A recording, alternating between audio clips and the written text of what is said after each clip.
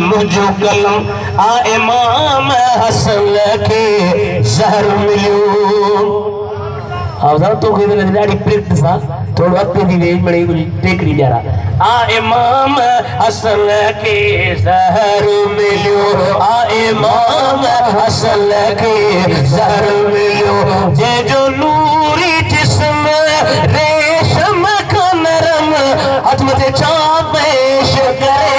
हुसैन जो गम ही मोह जी ज़ुबानी मोह जो कलम ही मोह जी ज़ुबानी मोह जो कलम ही मोह जी ज़ुबानी मोह जो कलम हर हुसैन के हार विधा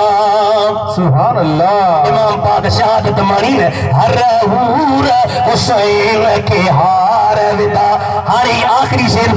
ताकि हाणे छॾण वारो हूं मां बि छॾण वारो हां दुनिया तां न हिन तकरीर तां हर हूर हुसैन के हार विधा हर हूर हुसैन के हार विधा हर हूर हुसैन के हार विधा वही कर पल बण जी बाग इरम पेश करे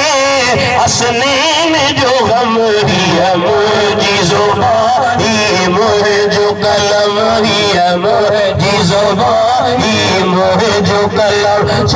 पेश करे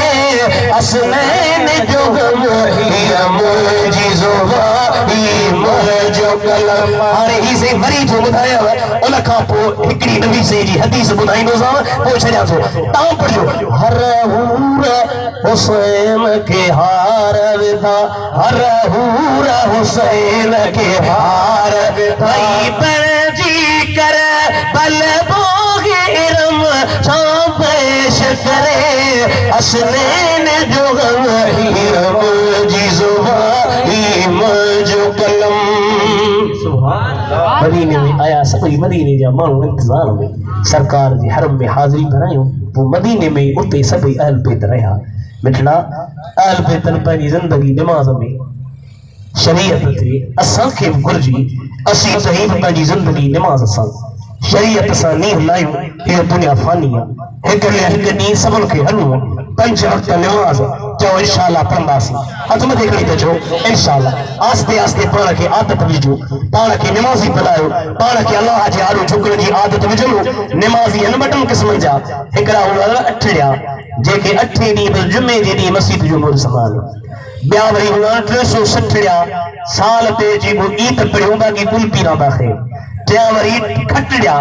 बस खट खे जे कुल जनाज़े जे खे ॾींदा बाक़ी मस्जिद जो मुंहुं ई न तंहिं करे असीं चवंदा त तव्हीं 5 वक़्त निमाज़ पढ़ो हुसैन निमाज़ी तहीं बि निमाज़ी थियो हुसैन साबिर तहीं बि साबिर थियो हुसैन शाकिर तहीं बि शाकिर थियो हुसैन मुस्तफ़ा जी शरीयत जो आमिल तहीं बि आमिल थियो यज़ीद शराबी तव्हां शराब न पियो यज़ीद बेनमाज़ी तहीं बेनमाज़ी न बणिजो यज़ीद बेज़ानी तहीं ज़ानी न बणिजो यज़ीद एतिरे क़दुर जो पंहिंजे सॻियुनि भेनरुनि मां बि न मुड़े एतिरो पलीत अलाह से असां तव्हांखे अहिड़ी बुरी सोच खां बचाए हबीब करीम जा दीवानो असां पंहिंजे ॻोठ वारनि खे मुबारक था ॾियूं जो हिन बरसाती ख़दशे में बि माशाअल्लाह ॾिसो त केॾी जमात आहे थोरो पोइ ते लोग त हुननि खे चओ सुभान अल्लाह चओ माशाअल्लाह ॾिसो त कंहिंजूं भरी वयूं अलाह ख़ुशि करे परे वेठे खां जेके तशरीफ़ जी आहियो ख़ुदा कंदो ही जलसो क़यामत ते हलंदो रहंदो असीं हुजूं न हुजूं हयाती जेका हूंदी अलाह से साईं वॾे खे फिज़ी हयाती ॾे साईं जिन जी तबियत नासाज़ हुई न त अचनि तशरीफ़ खणी कोन आया असीं त ईअं पिया चऊं त सॼी ज़िंदगी साईं जन अचनि ख़िताब कनि असीं संदुनि ख़िताब ॿुधूं ऐं इस्तिफ़ादो हासिल कयूं अल्लाह ताला मुंहिंजी हाज़िरी पंहिंजे दरबार में क़बूल मक़बूल करे असांजे ॻोठ वारनि जे रिज़्क़नि में रोज़नि में बच्चनि में मालनि में उम्रनि में औलादनि इज़्ज़तुनि में बरकत अता फ़रमाए ख़ुदा जेके परे वेठे खां आया हो अल्लाह तव्हांखे ॿिन्ही जहाननि जूं भलायूं नसीब करे हिन फ़क़ीर जी हाज़िरी क़बूल करे पर ख़ुदा शीयनि खां बचाए बहादुर खां बचाए कादियाननि खां बचाए हथ मथे खणी चओ त लब्बैक या रसूल अल्लाह